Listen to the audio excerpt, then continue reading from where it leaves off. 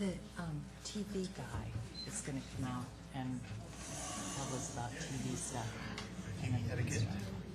Oh, is this televised? It's going to be recorded, and then Could be on this, HBO. not exactly. It'll be recorded and then on the League of Women Voters website. And I think the way it is, if you want to put a link on your website to the League of Women Voters website. You'll email us that link.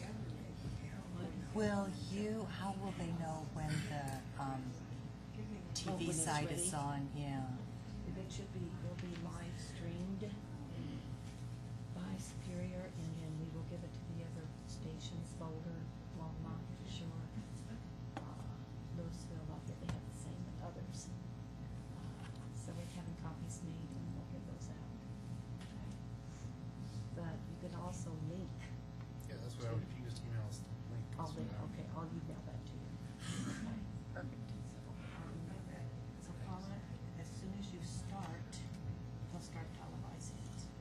Oh, he's not going to come out. He's ready. He's ready whenever you all are ready. Okay. Oh, About 1 more minute. 1 more minute. The countdown. Do you all have any questions about the time cards and time? What do you hold up, the 1 minute? Okay.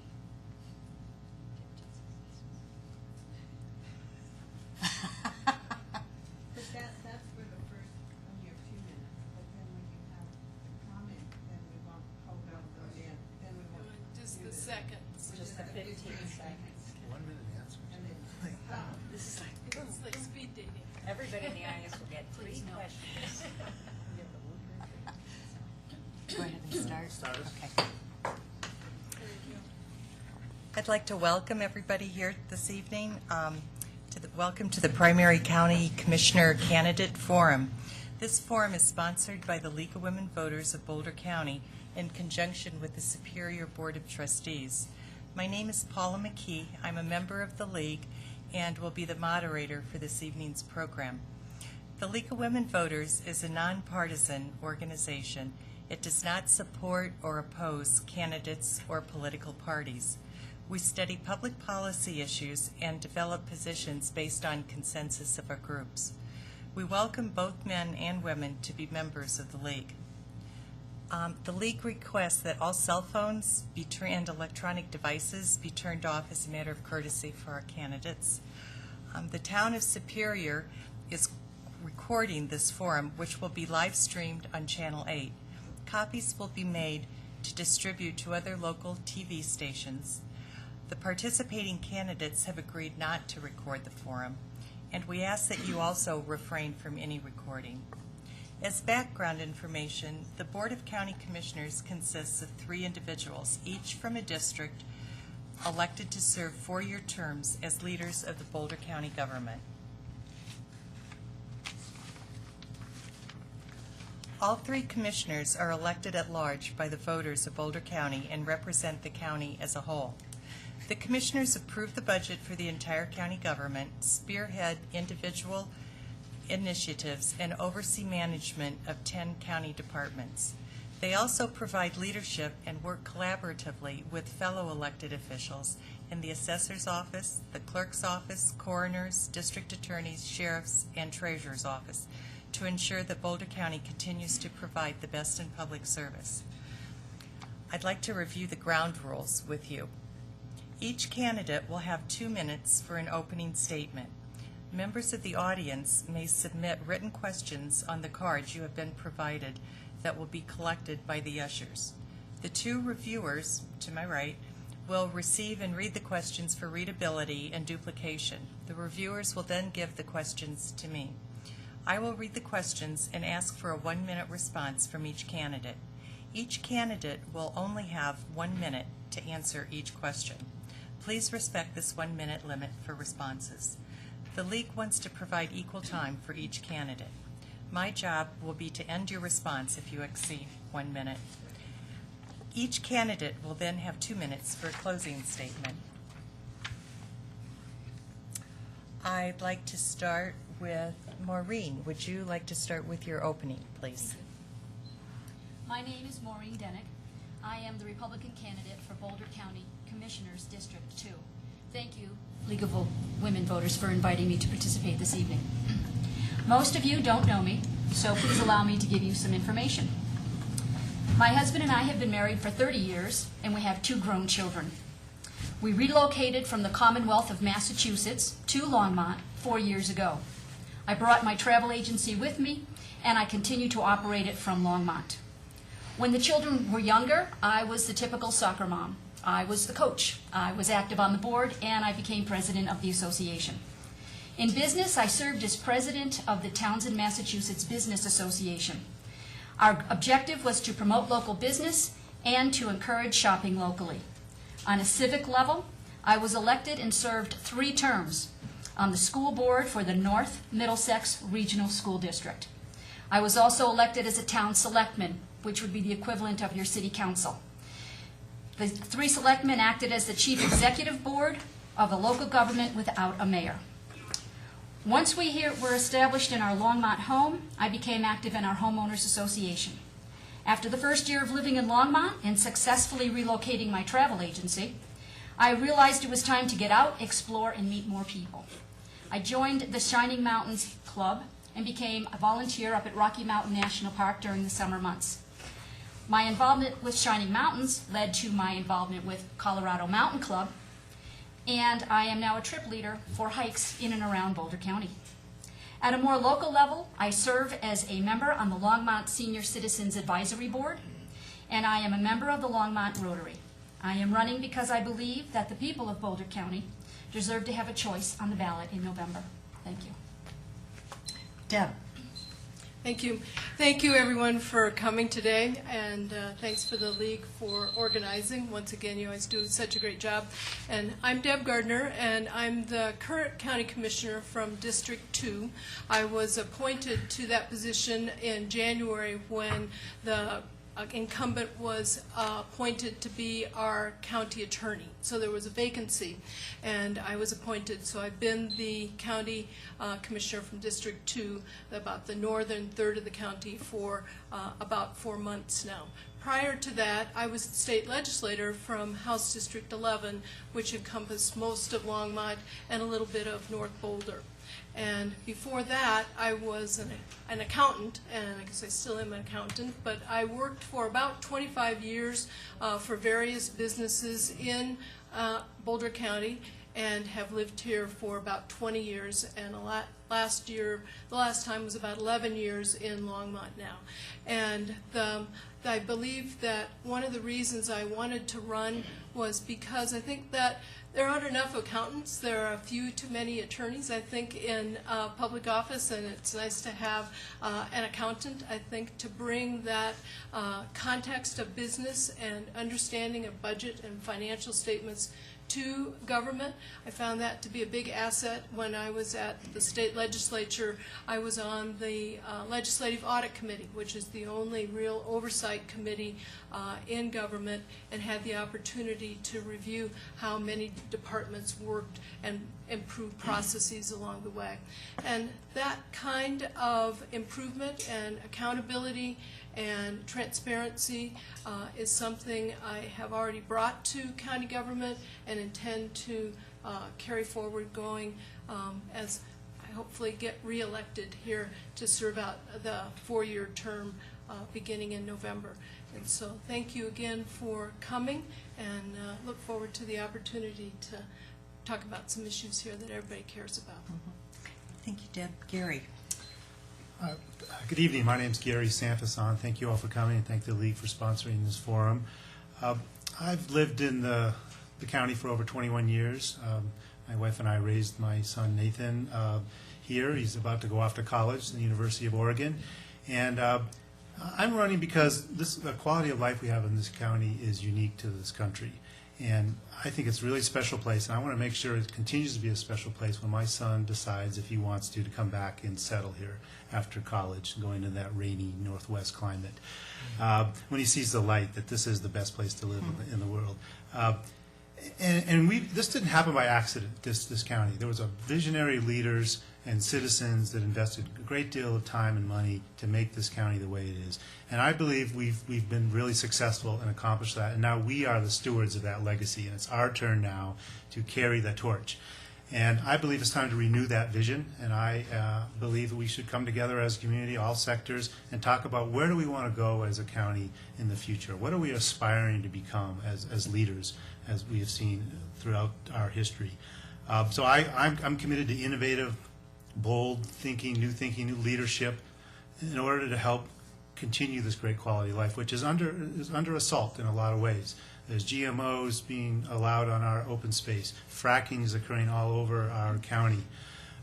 We need to stand up. We need a leader to stand up and fight for our right for local self-determination. That's who we are as a county, and I commit to do that. Right now I serve as the 4-mile fire recovery manager for Boulder County.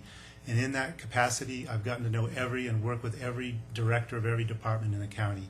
So I have good relationships with them. We've gotten a lot done helping those folks, and that will enable me to hit the ground running. I'd be honored to receive your support for County Commissioner. Thank you. Thank you, Gary. Elise.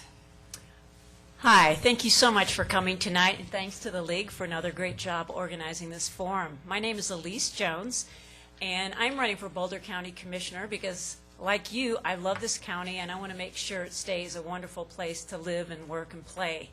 And I also think it's critical that Boulder County continue to be a leader on the pressing issues facing our county and state.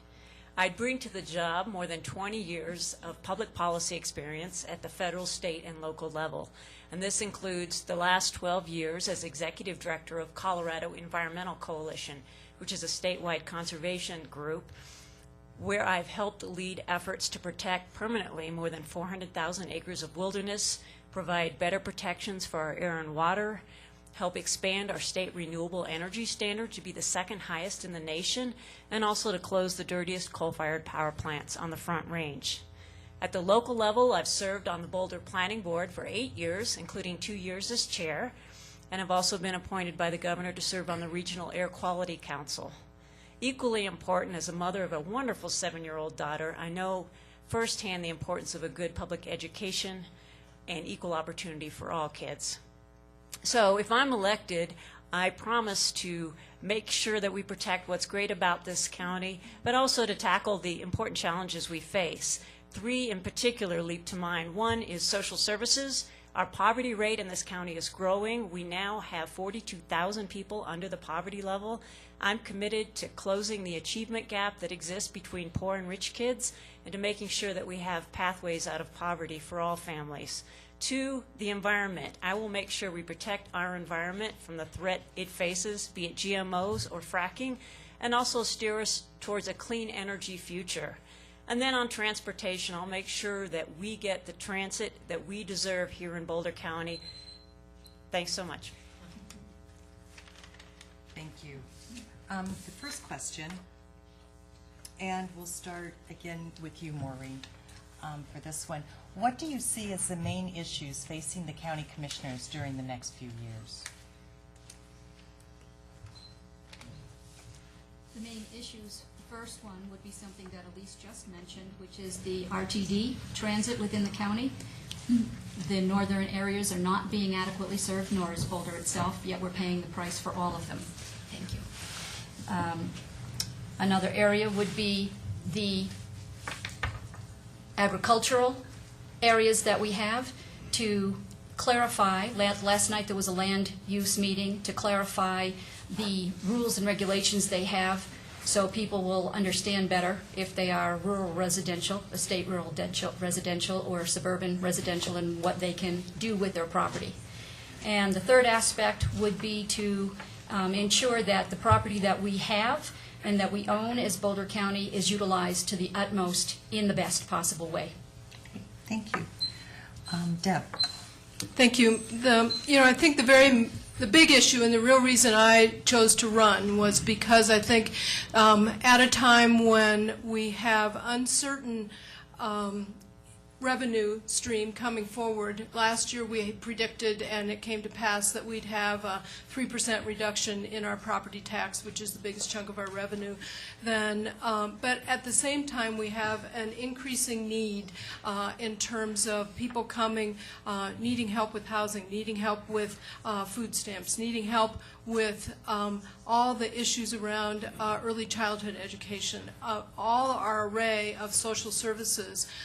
All those numbers continue to increase at the same time when our revenue is either declining or is predicted to be flat going forward. And I think someone with the accounting and budgetary expertise that I have will be helpful in being able to close that gap and make sure we're providing the services we need.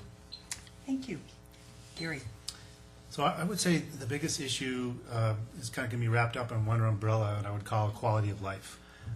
We have exceptional quality of life in Boulder County, but again, as I said before, there are challenges to that in the social, economic, environmental areas.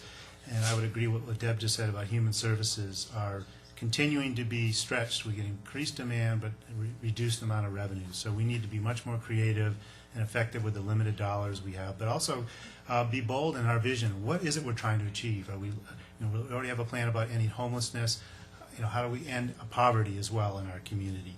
So in terms of the environment, fracking to me is the number one threat to our quality of life here in terms of air quality, water, safe water, jobs, our farmland, and so we need to take a stand to do that, and the only way to do that is assert our rights to clean air, clean water, and local self-determination.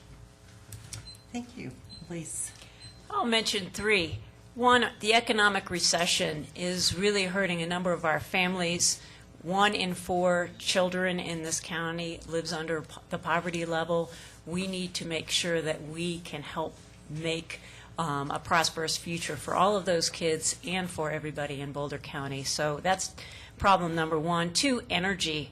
Fracking is an enormous concern to county residents, rightfully so, concerned about air and water contamination. We need to have the strongest possible protections in place so that we protect our public health, our water supplies, and our air quality.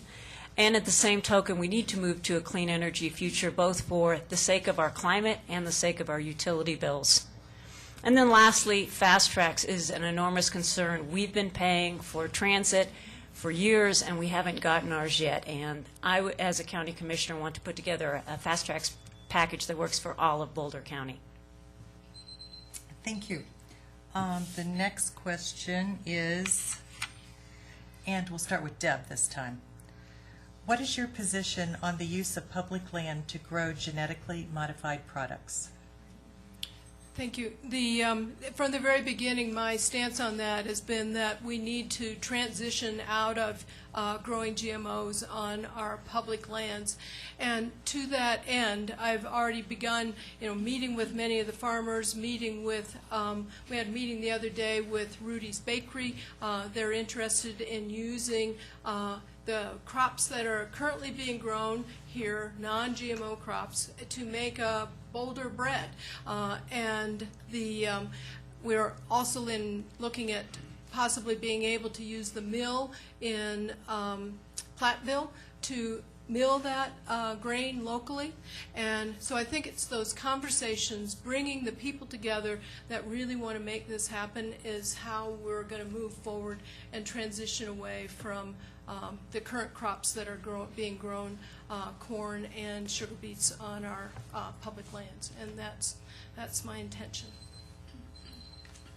Thank you. Gary?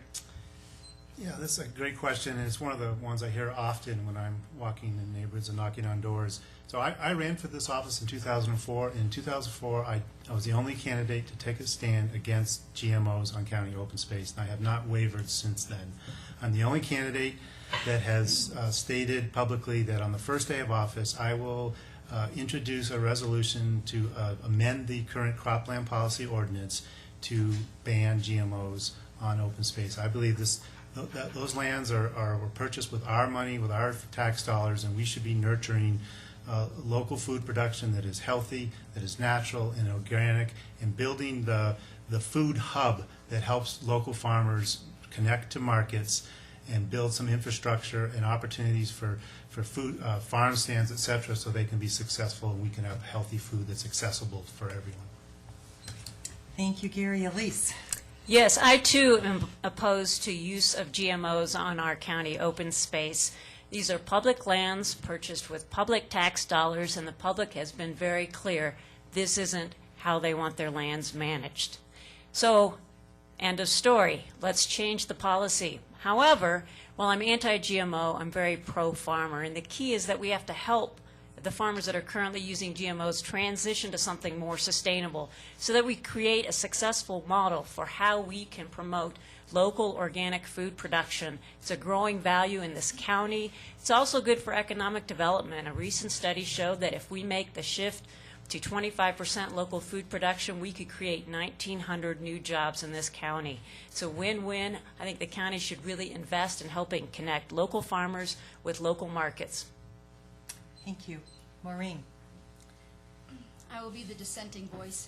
I believe that, yes, it is public land, but the citizens of Boulder County have also paid for that land, and as farmers, they have the right to farm the land in the best use that they can. I have attended forums in the past, and the farmers who grow GMO products have worked very well with organic farmers. They're not going to overstep their bounds. They need to produce in large amounts to help feed the people within this county. I recognize the importance of organic farming. I recognize the quality of food that it can make, but sometimes it will not produce the amount that is necessary to feed everyone. And when we're looking at people who have no food to eat, however we can best grow it for them with the interests at heart, that would be best served for the county. Thank you, Maureen. The next question will start with Gary. Question is, please describe your stance on fracking, which some of you have already touched on that before, and I'd like you to add what can be done by the commissioners. So I'm the only candidate that has come out strongly against fracking to the extent that I will ban fracking. I believe we can do that. You'll hear the county attorney and some of my opponents say that the state preempts that. I believe that in order for the county to protect our quality of life and make sure we have safe air, clean air and safe water, we need to assert that right. Those rights aren't given to us by the state. We can't wait for the state or the governor or the Colorado Oil and Gas Conservation Commission. They are not going to make these changes to protect our quality of life, our health, and the environment. We need to do that, and the legal advice that I've been receiving is that the county can enforce a ban if it can prove with a factual record, which the county staff is developing right now, that the COGC does not following its mandate to protect the environment.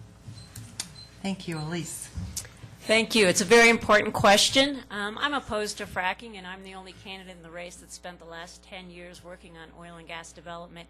It's tough. We don't have the local authority we would like to say exactly how oil and gas drilling and fracking occur in our communities, but there's a lot we can do, and I think we have to do all we can to have the strongest possible air and water protections in this county.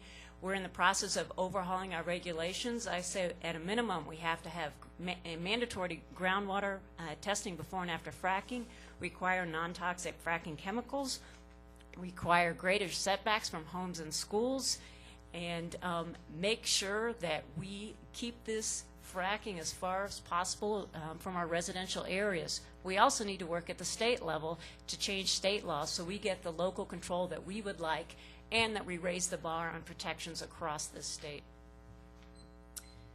Thank you. Maureen. I agree with the Democratic governor, Mr. Hickenlooper. He said that as in 2008 they had passed tough oil and gas rules. They haven't had one instance of failure of their system. They have the toughest and fairest hydraulic fracturing disclosure rules in the nation. However, on a local level, I agree that before fracking is started, the land could be tested, the oil could be tested for contamination as well as water. During the process, again, test it. If there has been any contamination shown, stop the process. And then at the end, when the process has been complete and the earth is to return to its natural state, again, check it. And if there's any damage, make sure that the company who caused the damage takes care of it. but let them be able to work and put people to work as well. Thank you. Deb? Thank you. It's kind of hard to know where to start, because I think we don't have tough enough regulations now.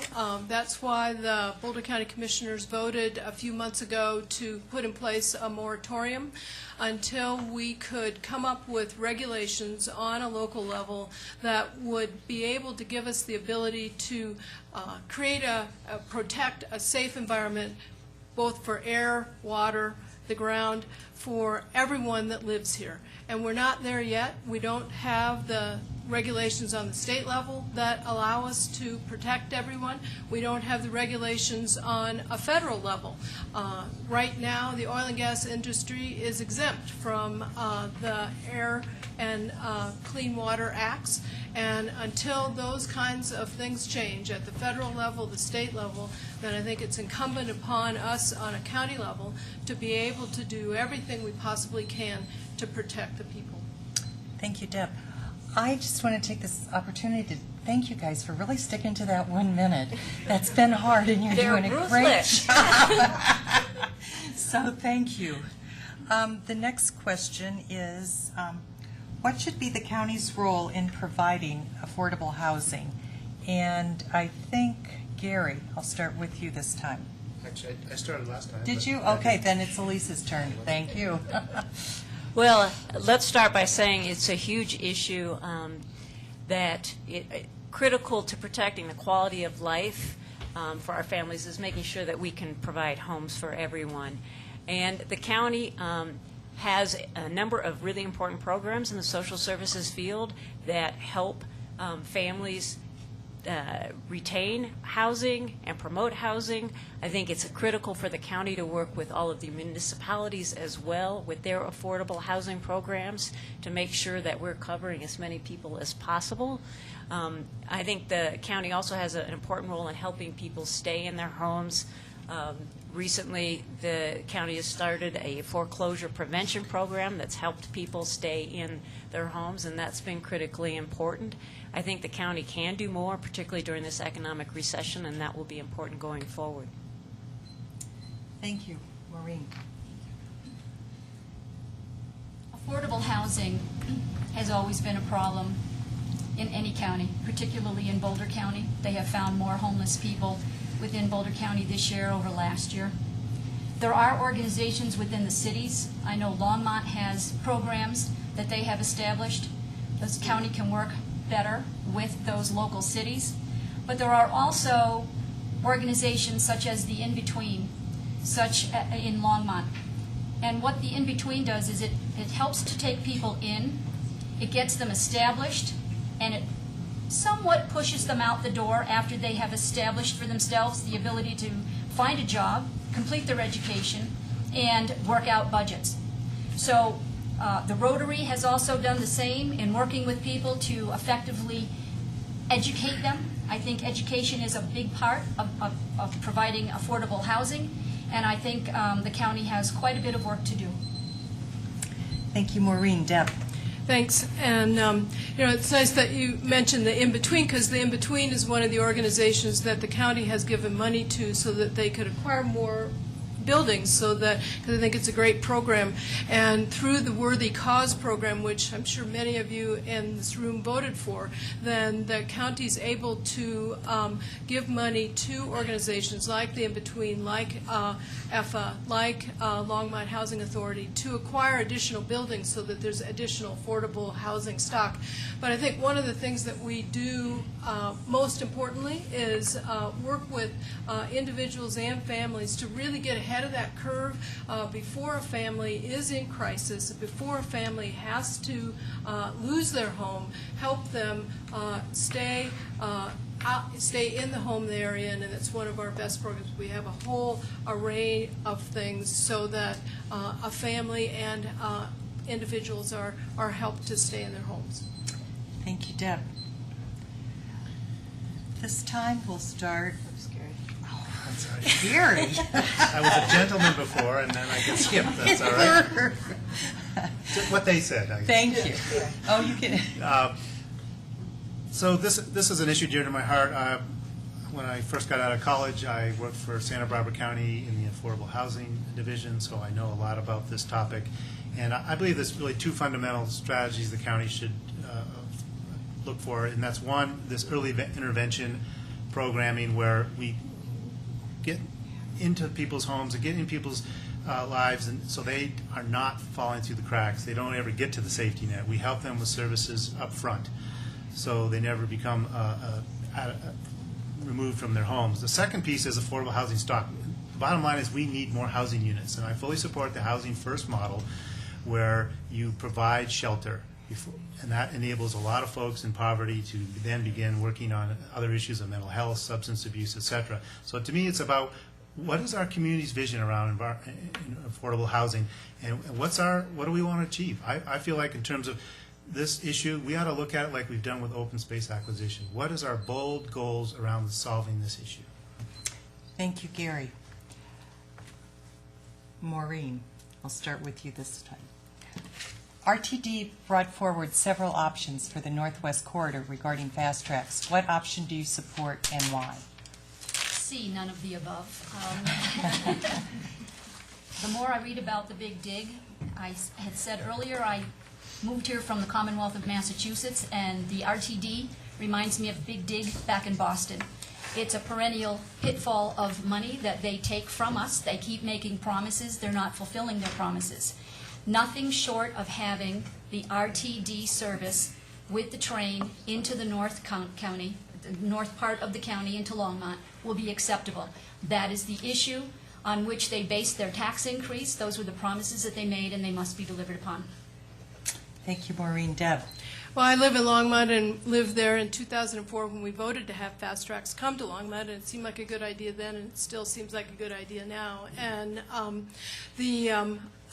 one of the things now that we have the opportunity, I think, to have a bigger discussion, I think we need to really try and expand the region. In that, I think one of the good things would be what if the train came all the way through Longmont and went out to I-25 and hooked up with the train that would go north-south all the way from Cheyenne to Santa Fe, where we really had a real regional transportation plan, and also needs to include, no matter how long that's going to take, we need up and down the diagonal and up and down 36 bus rapid transit in the meantime, because it's going to take time to get the train out there. One of the people in the audience had a good idea to have the train come up to at least all the way to Louisville, and then we could hook up to the BRT as an interim solution. But we need a better transit plan. Thank you, Deb. Gary? So I really support the RTD board not going to the voters this fall. I think it was a setup for failure, and I was concerned that if the voters did turn it down, that this would be dead in the water, and we would have to wait till train service to 2042. So I'm hoping and urging the RTD board to go back to the drawing board, work with the communities, work with the citizens, and listen. A lot has changed since 2004 when we first voted for this. The world has changed economically, energy, etc. So we need to understand what are the goals now that we're looking at, not back in 2004, and what are the needs.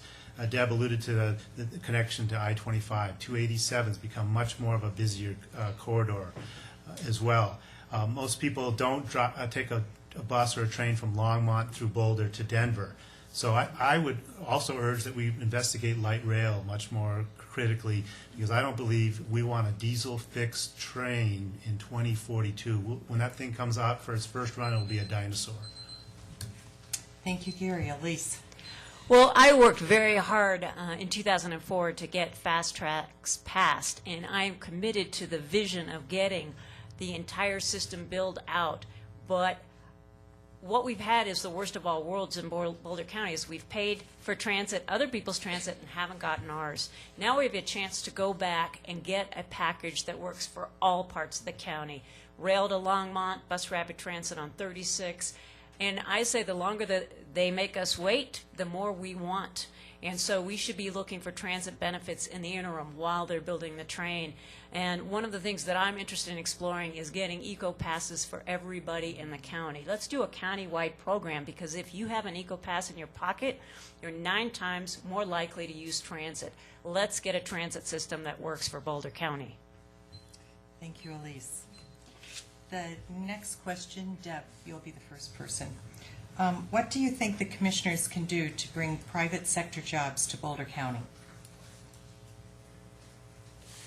I think we can do 2 or 3 things. The county commissioners have not, in the past, really had economic development as a very high priority. There wasn't a lot of money dedicated to it, and what was dedicated went to the different chamber groups or other economic development groups in the cities. And I think a couple of things we can do going forward, and I've already started this, is be a lot more visible out there in the business community. That's where I come from, and so I've begun attending many of the chamber events, economic development events, things around the county, connecting with the business community. But I think another thing that we can do is with Workforce Boulder, which is our really employment agency of choice, if you will, working with businesses and schools. We have a meeting scheduled next week with Front Range Community College. That it's those partnerships and those relationships that will bring jobs to Boulder County. Thank you, Deb. Gary? So this has been a big hole that the county has not stepped up to the plate, and I would definitely be one of my priorities to build relationships with the business community. I've spent the last several years attending the annual economic summits that the Chamber has convened, and found that there is a dearth of elected officials at those events. So I think it's important to build relationships with folks, include them in all discussions on all issues, including what's our vision for the county. The business community has not been part of that discussion. Another piece is currently the funds are, as Deb said, being doled out to each community, maybe $5,000, $10,000, $15,000 for their economic development.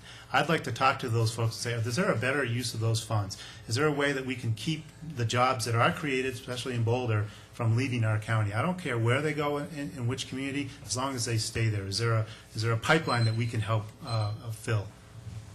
Thank you. Elise? Well, this is an important question, and there's several things that I think we need to do. One, we need to continue to protect our quality of life, because that's the reason our economy has done better than our surrounding counties. Two, we need to do a better partnership with both the cities in the county and also the businesses, so we can figure out what are the needs of those businesses so that we can keep them in the county and not moving out. And third, we need to play to our local advantage. We have national labs, we have CU, they're coming up with all of these wonderful ideas. Let's help support the startups and really help those ideas blossom. Let's support our natural foods industry. Let's invest in local food production, as I mentioned earlier. We produce more food locally. We can create 1,900 jobs here in this county. Let's invest in the things that are special and unique to Boulder County. Thank you. Maureen? Thank you. In trying to obtain private sector jobs, one area that would encourage people to come and work in Boulder County would be keeping the taxes low, make life amenable, that a company wants to move into the area, working with the area economic councils. I know Longmont has been very successful in bringing new businesses into that area.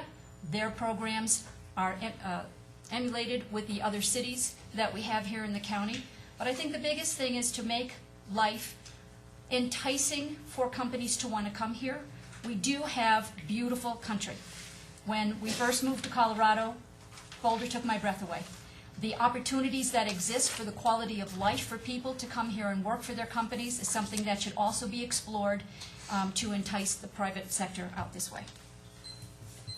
Thank you. The next question will be Elise. No, Gary. Oh. That happened with the only guy at the table. Oh, I have it right here. Well, Gary, It's all right. Boulder County Commissioners approved an IGA with Jefferson County in exchange for neutrality regarding the Jefferson Parkway toll road. How do you stand on this issue? So I met with the mayor of Superior back in August to discuss this issue, and I assured him that I would not have signed that agreement with Jefferson County at that time. I don't believe we had exhausted all avenues in terms of looking at different options with the Jefferson County Parkway project. At the very least, we should have helped with Superior's needs in terms of transportation, also the issues around plutonium dust. I don't think we took the whole county's perspective in that negotiating position. We took a pretty limited perspective, and so I would not have supported that, and I will, when I'm elected, will continue to work with Superior to help them address those significant transportation and traffic issues that are going to occur if this is finally approved. Thank you. Elise? Well, I know this issue well. As Executive Director of Colorado Environmental Coalition, I've been fighting the Jefferson Parkway for many, many, many years. It's a bad idea. It's not needed to help with traffic. It won't help traffic. Indeed, what it is a forum for more sprawl, tall buildings that will block our mountain backdrop, chew up our landscapes and our wildlife habitat. So I'm strongly opposed to the Beltway being built, so I too would not have signed onto that agreement. That having been said, I appreciate the spirit with which the commissioners were trying to protect the Section 16 parcel, which is critical wildlife habitat, and that's what they traded their neutrality for, is to get that wildlife corridor that's critical across 93. And I would continue to want to fight to make sure that we can protect that important wildlife habitat even while we work to stop a sprawl-inducing highway. Thank you. Maureen? My knowledge is limited on this subject, so I will not make a comment at this time. Thank you. Okay. Thank you. Deb? I too would have opposed that if I'd been on the commission, because I think for the reasons both Gary and Elise mentioned, is that I don't think there really has been a very good case for it, plus the communities that would have, I guess, benefited from it, although I think it's just the opposite. Golden and Superior and even Broomfield to some extent, I don't see anything positive about it. And Elise is correct in that, that was the intention, was that it seemed like that was the important thing, was to, be able to get Section 16, that wildlife corridor, in exchange for that, but I'm not sure that it really was a very good bargain that was made. And it all seems to be kind of on hold right now, and I think that's probably a good thing. Thank you. Do you want to take just a couple of minutes break and catch your breath? And I can have some more water if anybody needs it. You doing okay? Mm-hmm. Take some water. I'm good. We're Okay. there.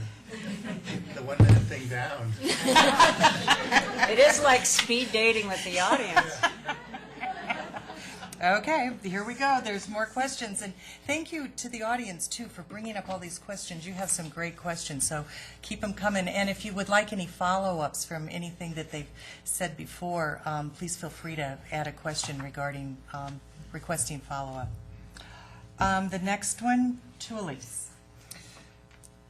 Recent MIT studies indicate that solar and wind energy can supply only 30% of our energy needs. A backup system is needed to reach 100% capacity. What would you propose for the backup? Well, I think one of the things that's important as we look at this is to recognize that technology is constantly evolving, and the key for wind and solar is to get battery storage backup that will allow us to store solar energy from the day and use it in the night, and obviously when the wind's not blowing. And my understanding of the technology is that in 5 to 10 years we may have arrived at the point where we really are substantially there.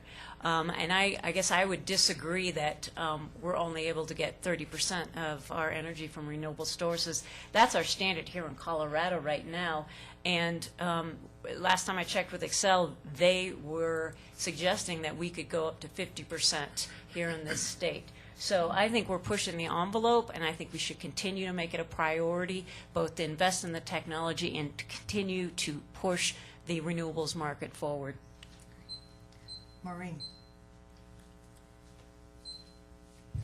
The best backup for me at this time would be clean burning coal. The solar and the wind energy can only reach so many people. Clean burning coal provides an efficient and inexpensive method of producing electricity, and I would be very happy to ensure that the emissions are monitored and that the highest quality of coal is used for these plants, but that also helps keep our people working, and it provides a steady energy flow for us. Thank you, Deb. I have to agree with Elise in that everything I have read up to this point has said that we actually, particularly in Colorado, because of us being such a center for solar energy. I have this map in my office that shows Colorado as the center of the country in terms of producing more solar thermal energy, solar heated energy, and solar energy than any place in the country. And so I guess question that study in some ways. What I had understood was that we would be able to have at full capacity excess energy that we could export to other states if we could get the grid working.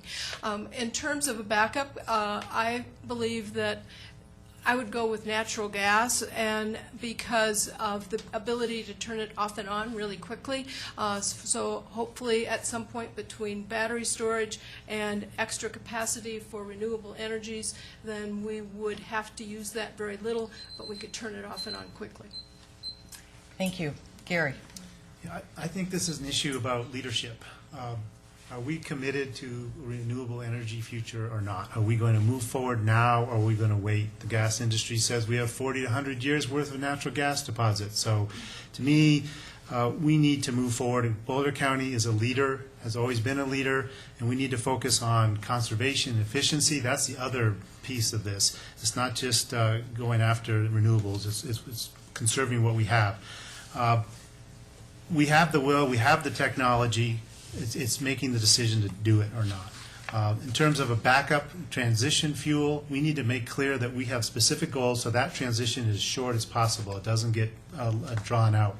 And I would support natural gas extraction if it was done in a way that did not affect people's health negatively or the environment. And the true cost of oil and gas extraction was incurred by the industry.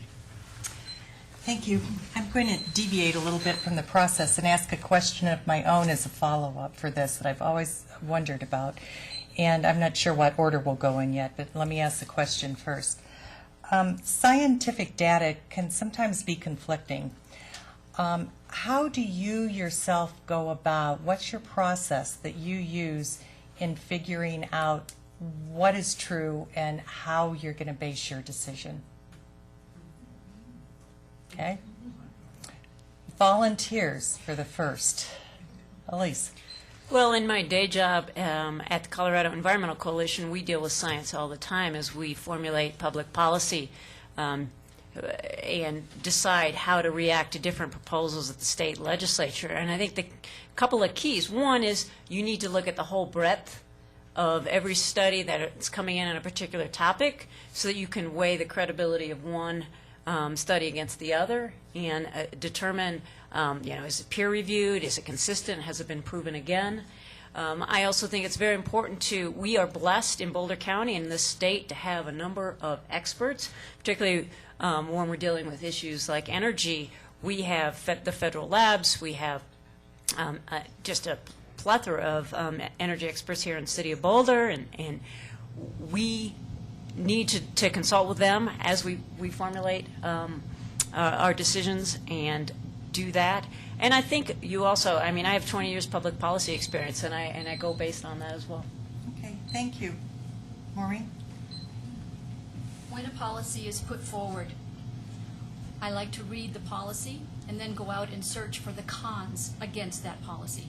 Find out what other scientists are saying in opposition, if they can back it up, if anything can be verified.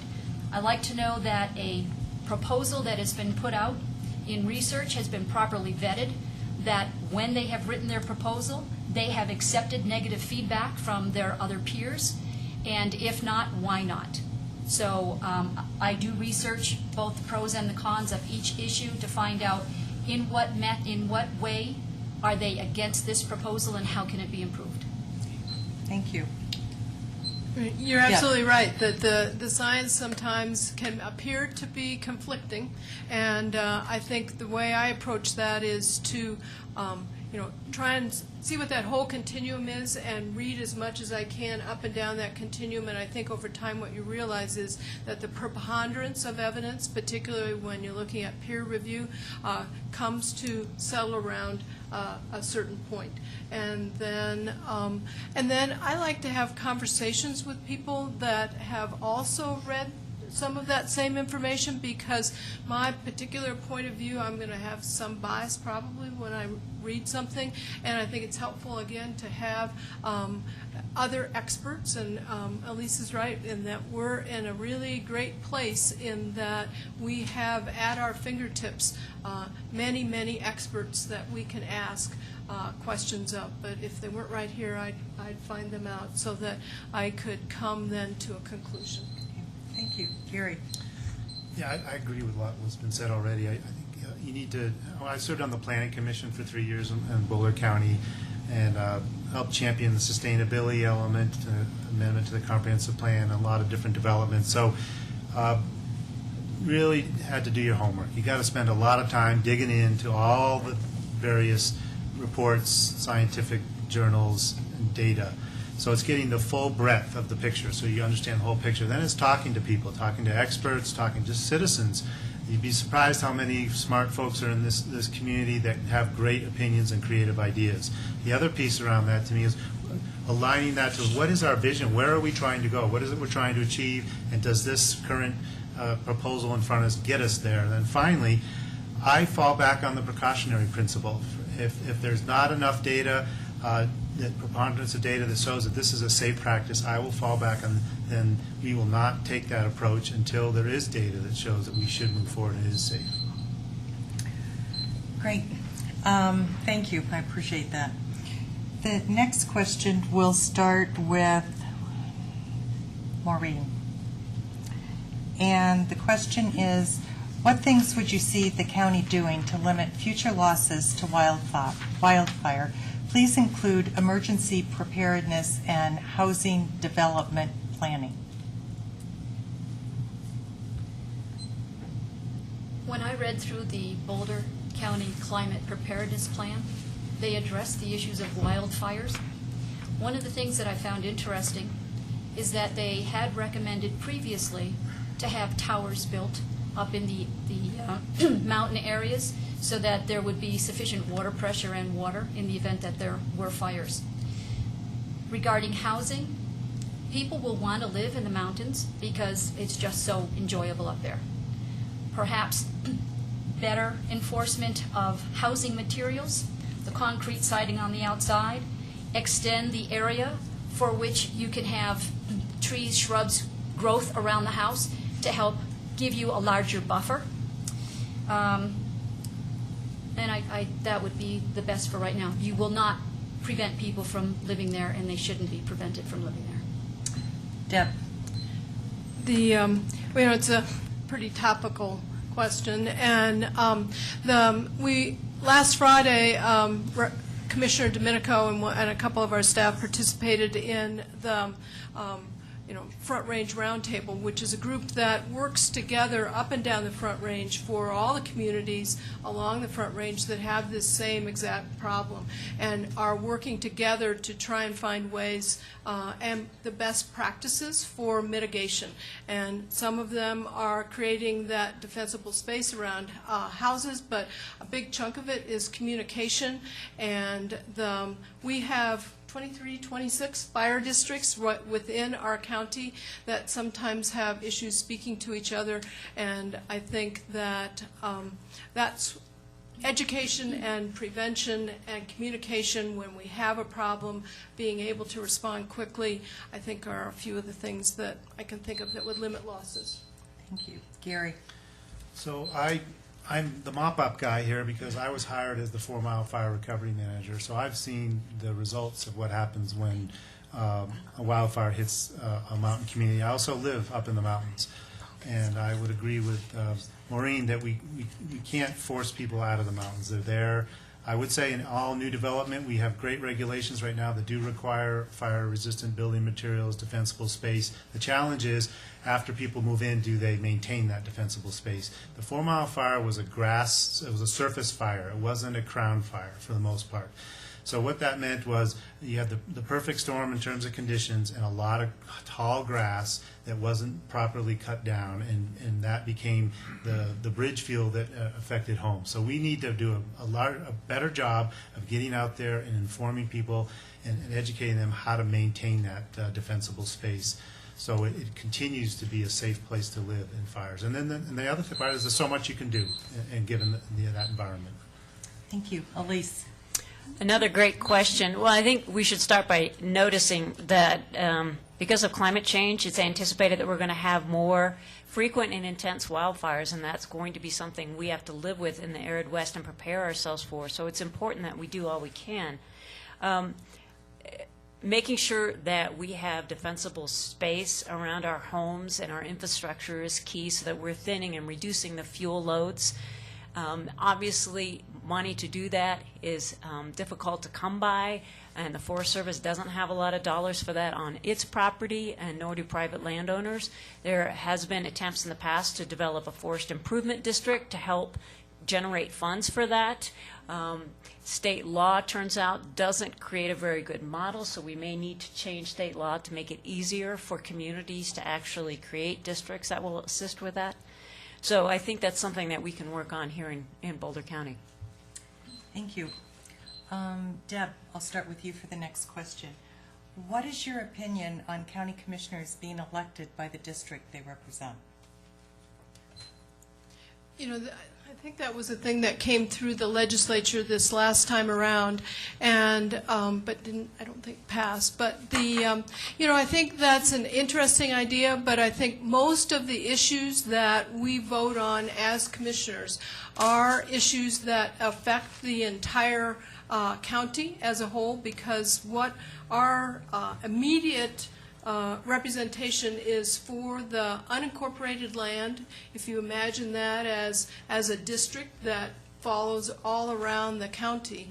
And I think that I would like to see it continue the way things are, because I think that way we have higher accountability to the entire population, because most of our decisions affect everyone. But I think it's also important that we keep the districts in that, you know, it's good that I'm from Longmont, and there are times I'm the only Longmont voice at the table.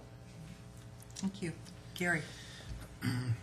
So I've actually really enjoyed getting to know the whole county. I live up in the mountains. I've spent a lot of time in Erie and Longmont and Louisville and Lafayette. And I think if I was only in one district, and I only had to run for that district, it would inhibit me from going out to the rest of the county. And as Deb said, the decisions the county commissioners make affect the whole county. I think the behind this question is, you know, do people feel represented? People feel heard, and that's one thing I commit to is citizen-centered government. And when I say that, I mean the county commissioner and I commit to getting out of the Pearl Street courthouse, going to every community, spending time there, in reserved time, having coffees with the commissioner, so I can have an opportunity to listen to people, understand what the concerns are, and provide a relationship of communication and trust. That's really what I think behind that question. Elise? Well, I'd be opposed to only representing a single district. As I travel around the county, what I hear from voters is a feeling like they aren't being listened to and that they haven't been heard. And if I were only to represent one district, that would mean that 2/3 of the county I'm not even charged with listening to. So I think that would actually exacerbate the problem, not solve it. And as I travel around the county campaigning, I'm gratified that people are supporting me from all reaches of the county. The mayor of Superior, Louisville, Longmont, Boulder are all supporting me because of that broad view and the fact that they know I'm going to listen to the citizens.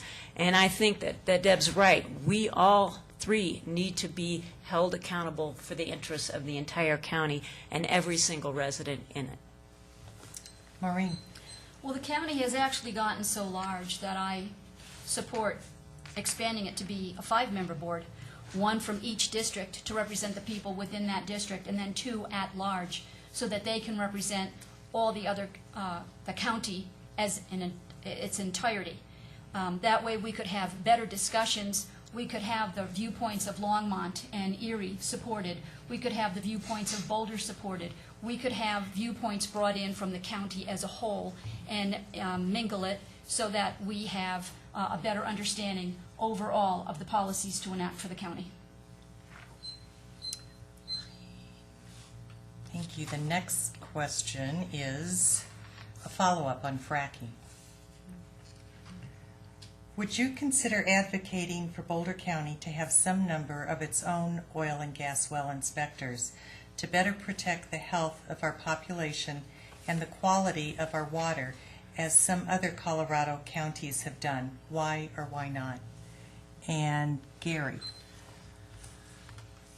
I think that's a Band-Aid, and I certainly would support more inspectors statewide, but again, I think this is a Band-Aid. I think the deeper issue is here, and the fact of the matter is, my opponent has said she wants to regulate it and work with the state at the state level. The fact of the matter, the state and the governor are not going to allow local governments to swerve 1 inch from the current regulations. Longmont has proposed some tepid changes to their regulations, and the state attorney and the Colorado Oil Gas Association wrote threatening letters saying you are overreaching, you do not have the authority to do that. So if we're going to do this right, we need to ban this activity in its current form. It's not acceptable. It's a threat to our quality of life, our property values, our health, our air, our water, and our farmland. So to me, if we're going to go halfway, we're going to get sued. Let's go all the way and assert our rights to local self-determination. Elise. Well, I disagree with my opponent. He is suggesting that we can ban fracking when the Colorado Supreme Court has ruled that we don't have the authority. And I don't want to sit by idly spending $1 million on a lawsuit that's not going to actually protect our air and water and my kids' health and your grandkids' and kids' health.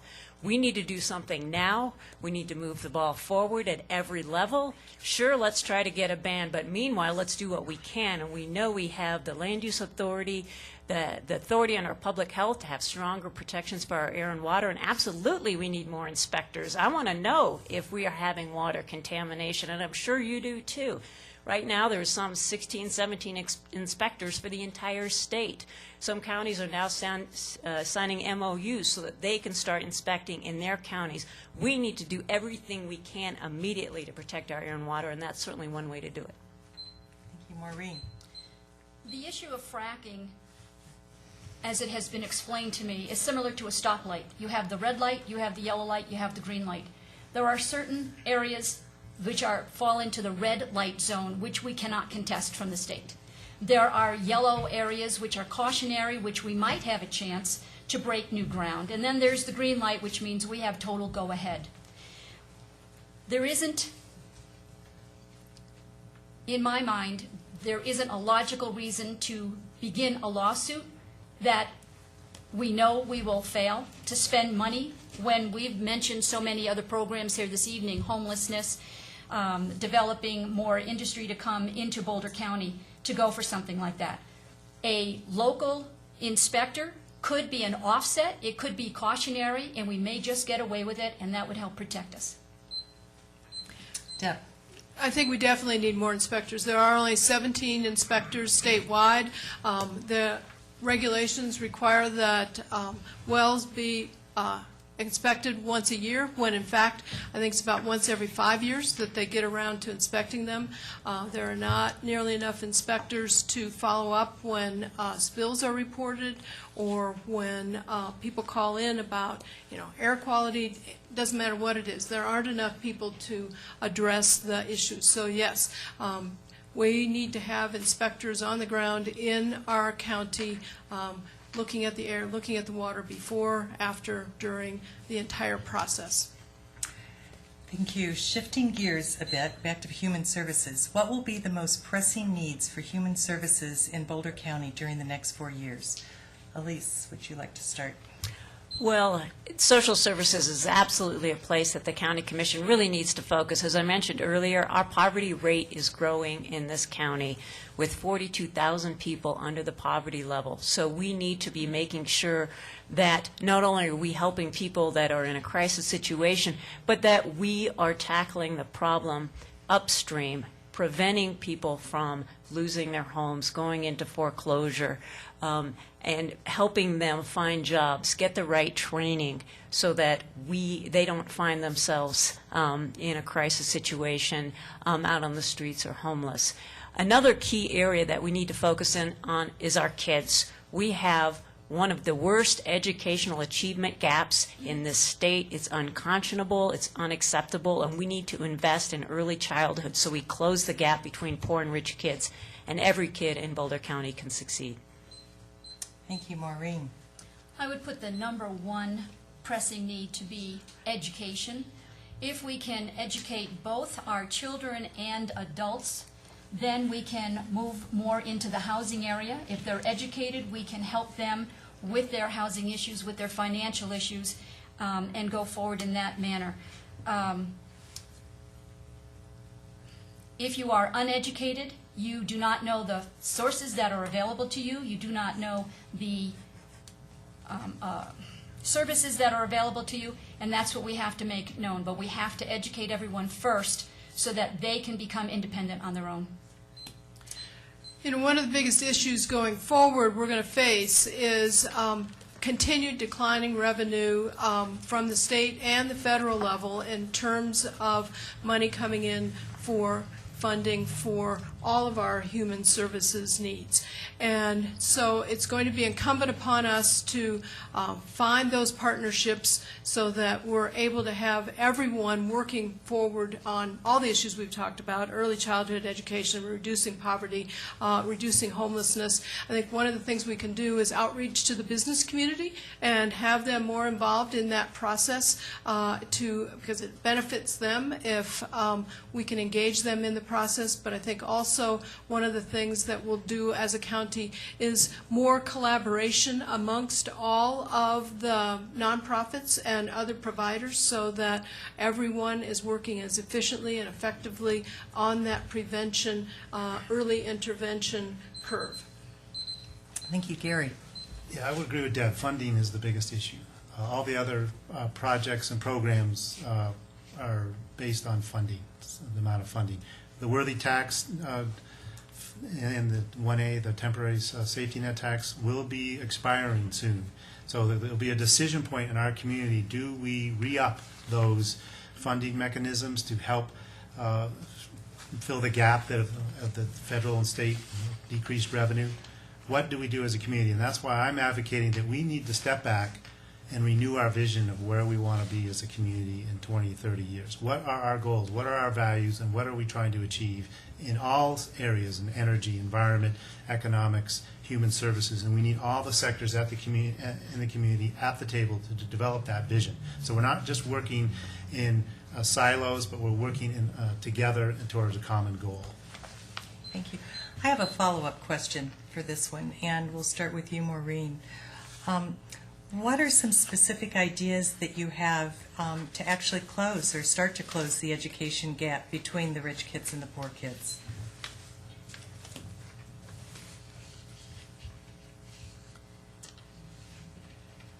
The idea would be to put all the schools on equal footing, making sure that the same curriculum is taught for all of them. Those for English as a second language, that they get additional help. Personally, I would like to see more activities after school that would continue the education process. I'm not talking sports. I know that that's very important. But I'm talking being able to work with the child in the school system. Something that we had done back east and it has been eliminated, to track a child, to actually be able to pull a child out of the classroom, give them more attention, and be able to further them on to get them up to where they belong instead of just ignoring them. Once you can bring them up to level, then there isn't any discrepancy between rich or poor. Deb.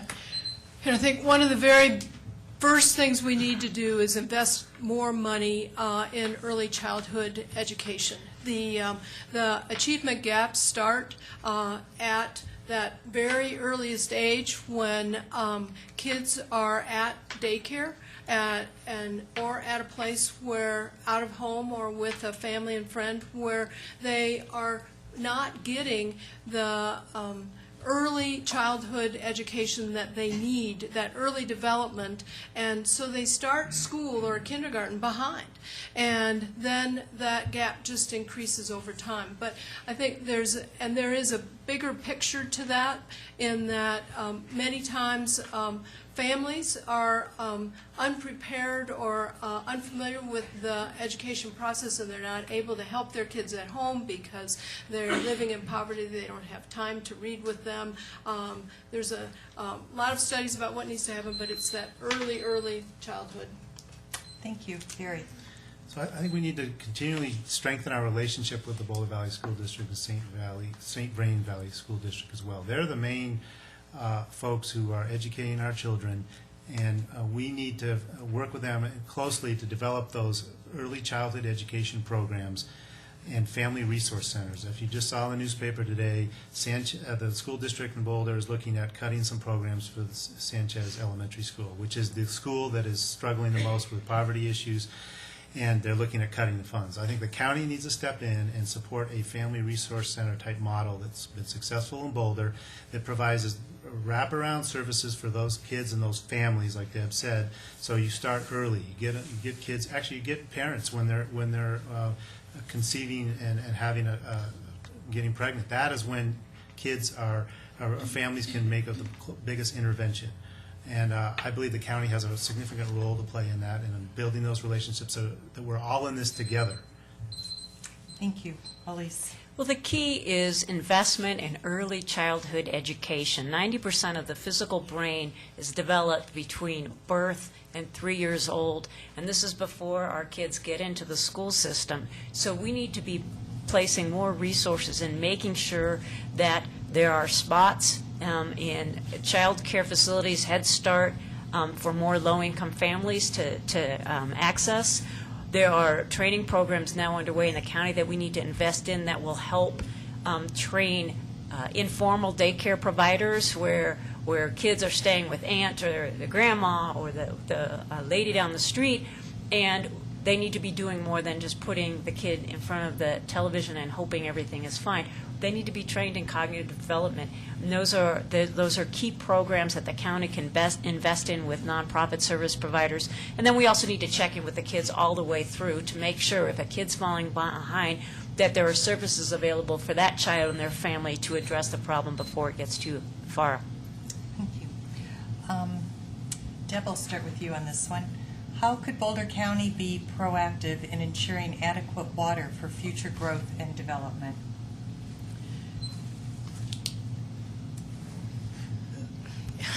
That's a good one.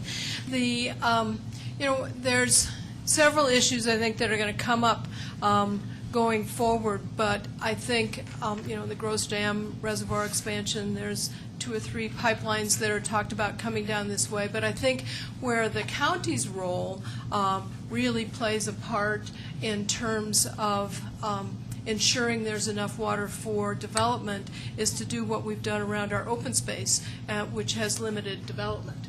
And it really is kind of the flip side to that question. The municipalities are charged with providing water for their residents, and the county has played, I think, a very big leadership role, very important role in terms of having contiguous separate cities and having that open space between each of the municipalities.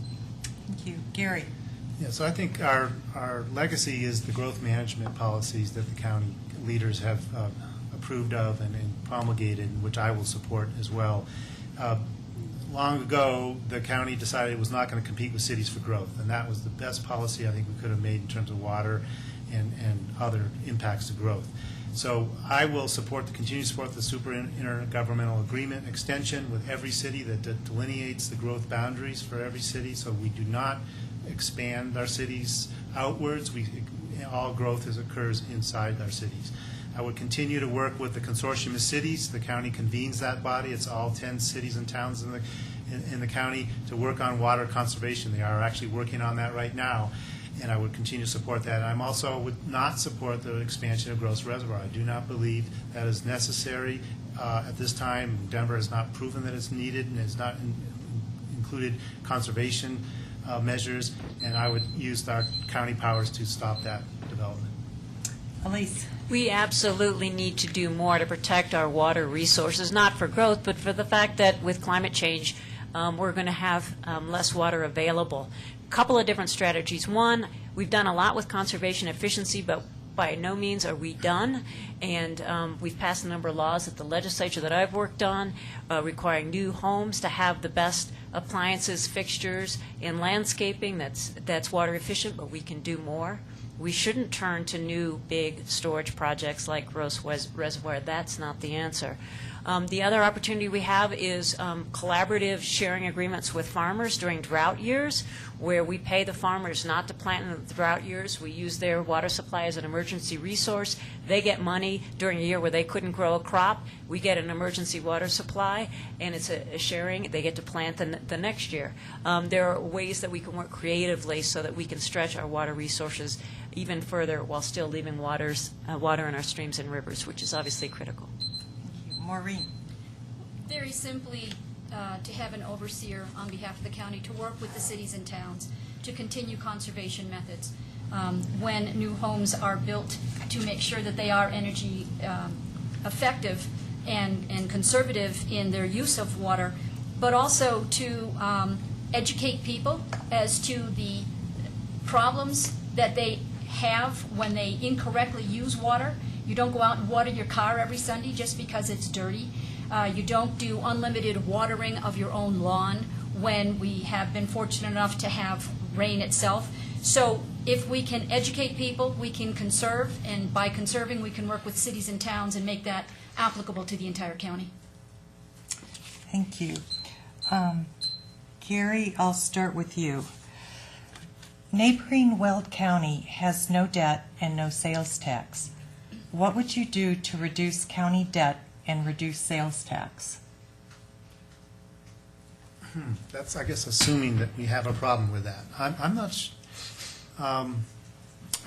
My ascertaining of the county's budget is we are very fiscally conservative. And I support the current budgeting process, and I don't believe we need to change it. I don't think comparing ourselves to Weld County is accurate. We are a completely different county, different values. We have agreed to tax ourselves for various reasons, whether it's transportation, trails, open space acquisition, human services. So I would say I would continue down that road and let the voters decide that and take a strong leadership role in. And that's how you get this quality life. That's why people move to Boulder. That's why one of our candidates moved recently here to Boulder County. It's because of the great services that we provide, and that costs money. And we've voted with our pocketbook there to say that these are the kind of values that we agree are important, and we will continue to support, and I will continue to support. Elise? Well, I have to say, I agree, Gary. One of the we should absolutely not compare ourselves to Weld County. One of the reasons Weld County is in that financial situation is because they're drilling the heck out of that county, and that's what they're deciding their future is wells and spills and air emission issues, and that's not our vision for what we want in Boulder County. And so I would not choose that route at all. And I think that we have very careful conversations with the taxpayers in the county about what we collectively want to invest in, be it needy families that are hurting because of the economic recession, be it our nonprofits that provide services through worthy causes, or through open space taxes, so we can invest in this incredible open space that makes our county so unique and that provides recreation and agriculture. And I think that that's a partnership that's worked between the county and its taxpayers, and I think we should continue it. Thank you, Maureen. Well, as has been said, Weld County has gotten their money from drilling. We're not in the same level with them. There's no competition. We have more accountability because we're asking people to pay taxes. we have to defend where that tax money will be spent. We have to be more aware of where we want to go and plan to how we will get there. If we continue the structure that we have in place now, we won't have the problem of one day waking up and realizing that the wells are dry, we have no money, and now what do we do? So we can plan for ourselves much more effectively. We don't have to go crazy with sales taxes, but if we manage the money in a responsible way, then we will keep ourselves on the steady and narrow. Deb? I think we're all in agreement here. At least pretty close. It's not like I used to live in Weld County years and years and years ago, and I'm very glad I live here now. I lived there for a little bit. We came here for a reason because of what we like about Boulder County, and we have chosen as a community to vote to tax ourselves so that we could have the open space or the services that we want to have. We don't have debt that's like credit card debt. We have debt that we have chosen to take on so that we can buy more land or invest in the Worthy Cause Fund, invest in our Human Services Department. So I'm pretty happy with the status quo, and until I hear from a majority constituents that say they're unhappy with it, then I think we're going to keep on doing it. To the audience, I have 2 questions left, so now would be the time to get your last question in if you have any others. So the next to the last question will start with Elise. And that question is, what specific things would you like to accomplish during your term of county commissioner? Well, that's easy. I would like to change the policy that allows GMO use on county open space. I would like to continue to make sure open space is robust and continues to provide buffers around communities. I would like to have the strongest possible protections for our air and water in the face of fracking and oil and gas development. I would like to increase our reliance on clean energy sources and the availability of financing for people to do clean energy improvements on their homes and businesses. I would like to bring fast tracks fully to Boulder County with a proposal that every community in the county gets behind it and that the counties like at a much larger level. I would like to see better equality for all citizens in the county and the state. I'm hoping that the Civil Unions Bill passes later tonight before the State House. I was at the rally today, and hopefully we'll be one step closer to equality before day's end. Maureen? I'd like to see the board expand to the 5 members, as I previously stated. I would like to see RTD in my lifetime complete its obligation to which we allowed our taxes to be collected. And I'd like to reduce housing issues that present themselves so other people will have a better quality of life. Many of the things that we've all said here, I agree with that. At the top of my list is some really measurable goals around our human service needs. One, closing that achievement gap. We have the Boulder Trends report that comes out every 2 years, and it measures that. And we know what it's like, and we know what it is, and I think we're on the path to improving that. Also, reducing the number of people that live in poverty and reducing the number of people that are homeless. Those are very measurable things that I would like to see reduced over the period of time that hopefully I'm on the commission. Again, I'd like to see a much bigger regional, really comprehensive transportation plan that gets the rail to Longmont.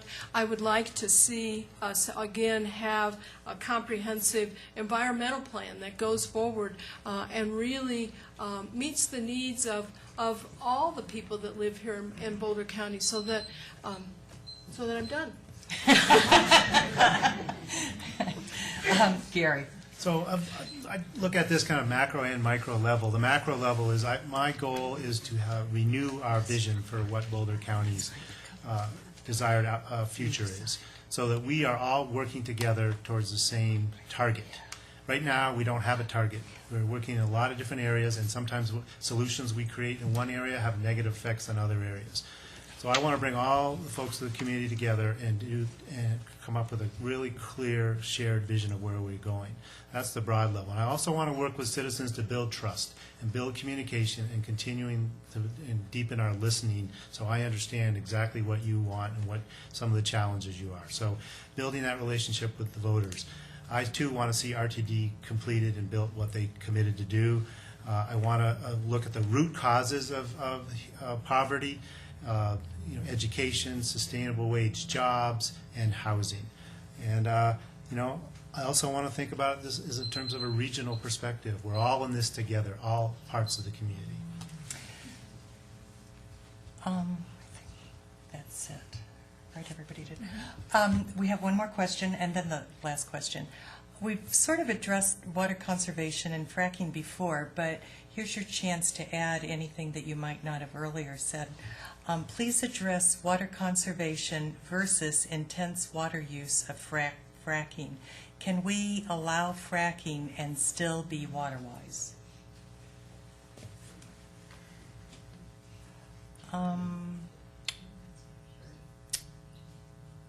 Deb.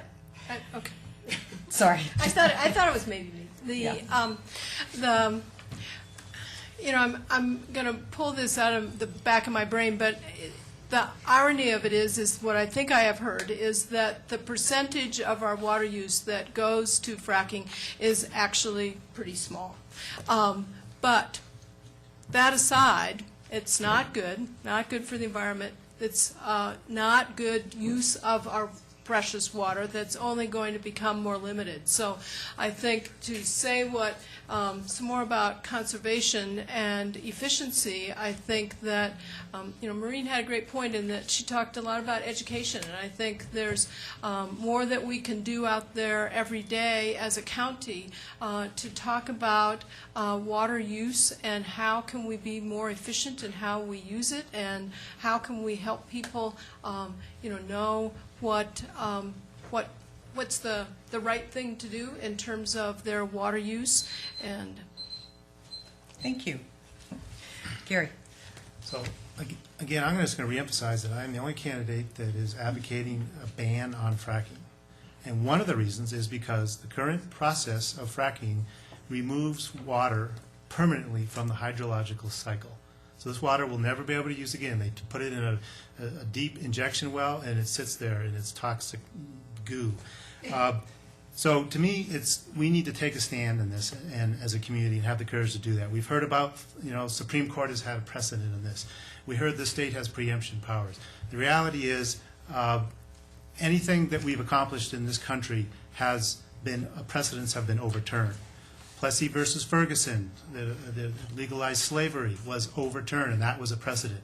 The only way to change these precedents is to assert our rights and assert our rights to safe water, clean air, and local self-governance. If we don't assert them, we won't get them. If we automatically say we don't have those rights, you're right, we don't have those rights. We can't take care of ourselves and our environment. Thank you, Elise. Well, I'm all for addressing fracking. And I've been working on it for 10 years, but I don't think we can wish away our laws. We have to change them. It takes time, and we should do that. In the meantime, we absolutely have to protect our water supplies. As we address climate change, we're going to have to take more and more care of our precious water. And it takes 5 million gallons of water to frack a well, and you frack a well several times during its lifetime. That water is polluted, it's injected, and Gary's right, it goes out of the hydrological cycle. And what we're having now in Boulder County is a situation where fracking companies are outbidding farmers for the water flows in the summer. And that is a huge problem, that we're not going to be able to support local food production because fracking companies are able to outbid. So I think we actually need to change our hierarchy of water use so that beneficial use actually means not polluting the water source and making sure that it stays in the hydrological cycle so that we can make sure and meet those needs first. Thank you, Maureen. I was going to make the same comment that Elise did, that excess water is being bought now by the oil companies, and they're removing it from the ability of farmers to be able to utilize it for their crops. As far as education goes, we can also anticipate better fracking measures in the future if, in fact, there will be fracking. that they might be able to somehow reclaim their water and be able to reuse that water instead of continually removing it from the water supply system and depleting our sources that we have available. Thank you. I have one more question, and then we'll go to the concluding remarks. My question is, I'm a member of the public sitting here listening to you talk, and I hear a lot of similarities in your positions. What is it about each one of you that makes you different from the others, and why should a voter vote for you? Gary. So I think it's pretty clear. I've taken the strongest stands on protecting our quality of life. I've advocated a ban on fracking. I've taken a stand against GMO since 2004. I've said publicly and in my literature and my website that on the first day of office I will amend the cropland policy to ban GMOs. The other piece is my work experience. I have a master's in management. I'm used to working with CEOs and executive directors, helping them with strategic planning, leadership development. I currently work for the county as a 4 Mile Fire Recovery Manager, and in that role I've worked with every department head, every elected official in the county, and for those 4 years I've gotten to know the ins and outs of the county. I know the organization, I know what's not working, I know what's working. I'm a change agent in whatever kind of setting I'm in, and I am committed to making Boulder County's quality of life continue to be the best that it is in the country. Elise. Well, I have a slightly different take. I'm the only candidate in the race that has dedicated a professional career to protecting the environment, and I have a 20-year track record of accomplishment. Over 120 bills have been passed by the conservation community in the last 5 years here in Colorado under my leadership at Colorado Environmental Coalition. The difference is that I've done the work, I understand the issues, I know how to get from point A to point B. And so that I can move the ball forward from day one with a realistic, strategic approach for actually protecting our quality of life. 2, I have more than a decade's experience of executive leadership. I run a statewide nonprofit with multiple field offices and 100 different coalition partners. I'm used to making decisions, hiring, firing, managing staff, setting a budget, keeping a budget. I know how to lead, and I can get the job done starting on day one. Maureen. Well, I have the easy answer because I'm the only Republican running against Democratic candidates. So I actually represent a two-party system with a different point of view. My volunteer service in the past, I have had the executive experience with the Board of Towns and Selectmen. I have had experience on education boards, helping to plan their budgets, helping to introduce programs, making sure that the student athletes were students first and then athletes. My volunteer service up at Rocky Mountain National Park, other areas that I've gotten involved with here with Longmont Rotary to protect the community and the environment. Thank you, Deb. Well, I am the only county commissioner, so that would be that would be something. But I think more importantly, I've spent a lifetime working on talking with people, bringing people with different points of view together to build consensus to solve problems. And I bring that experience to the table. Last year when I was a legislator, oftentimes, we're working across the aisle with Republicans. We do that. We can do that. And to find, to create solutions to problems so that people can have a better life. And so I've got years of experience of developing those coalitions, developing those partnerships, being able to have those great conversations with people to solve problems. Thank you. And now it's time for our 2-minute closings. And Elise, we'll start with you. Great. Well, let me start by saying thank you all so much for spending your evening with us and getting to know us a little bit better, and to the League of Women Voters for organizing this. You have a tough job ahead of you as you decide between candidates. But I would say what really differentiates the candidates are the skills and experience that they bring to the job. We need a leader, somebody who can start on day one, continuing to protect the things that make this county special, but also tackling the tough challenges that we face. And I believe I have the skills and experience to do that job. And I would highlight that I'm really honored and humbled to have the support of many leaders across Boulder County in this race. People like Congressman Jared Polis, the mayors of Superior, Louisville, Longmont, Boulder, all 9 members of the Boulder City Council, former Governor Bill Ritter, former U.S. Senator Tim Wirth, State Representatives Dickie Lee Hollinghorse and Claire Levy. And I mention these because these are people that I've worked with to get things done, to make things better in the state of Colorado, in Boulder County, and this is the kind of leadership that I would bring to the county commissioner job. We have important work here to do in Boulder County, and a lot of the problems that we're working to tackle don't stop at the county line. We don't exist in a bubble. We have to work with our regional partners to figure out fast tracks. We have to work with our delegation to get federal funding for our social services. We need to work with different communities within the county in order to have a land use pattern that protects a quality of life. This requires collaboration, partnership, and policy experience to get that job done, and I would be honored to bring my skills and experience to the county commissioner job and represent you. Thank you so much. Thank you. Maureen? Well, the last question that was asked actually ties in with my closing statement that I have, that the reason I'm running is I believe the common good is best served in the two-party system. It provides checks and balances so that one sector of the citizenry does not end up dominating the political system. At least 2 points of view would be heard before people vote. Diversity of thought is extremely important in resolving today's complex issues. And of course, we all know that not one of us is as smart as all of us. I look forward to knocking on doors and finding out what concerns the citizens of Boulder County.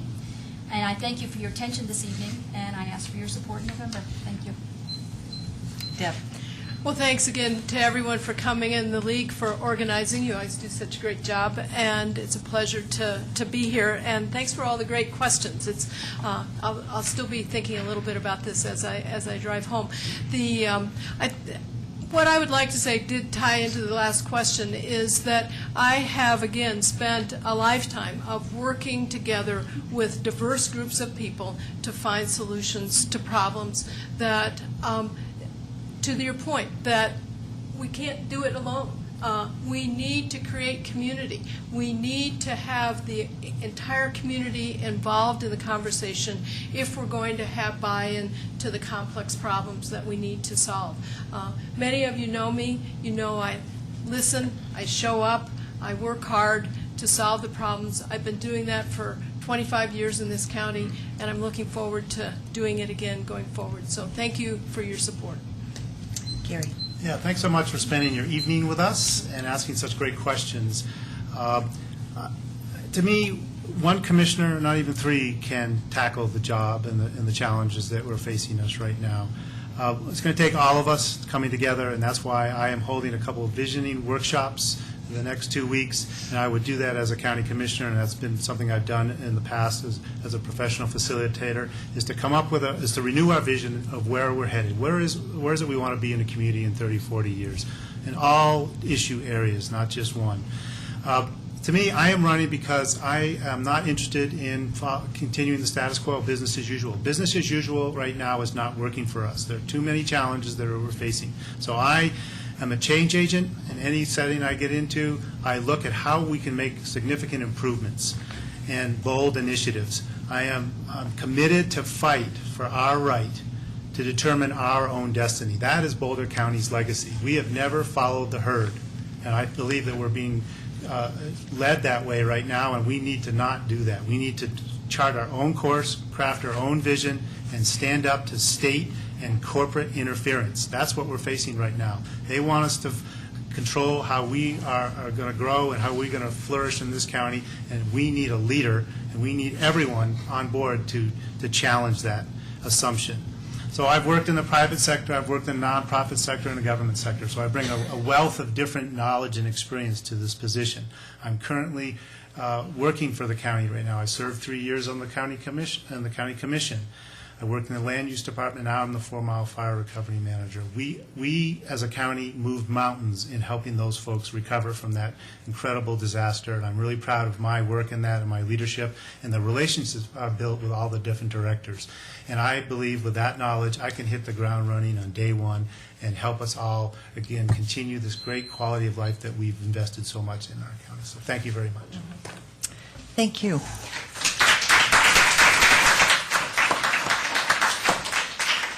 Before we wrap up, I'd like to share just a couple of little reminders for you about the process. The June 26 primary election will be conducted by mail ballot. The deadline to change or withdraw from major political party affiliation before the primary is Friday, May 25th.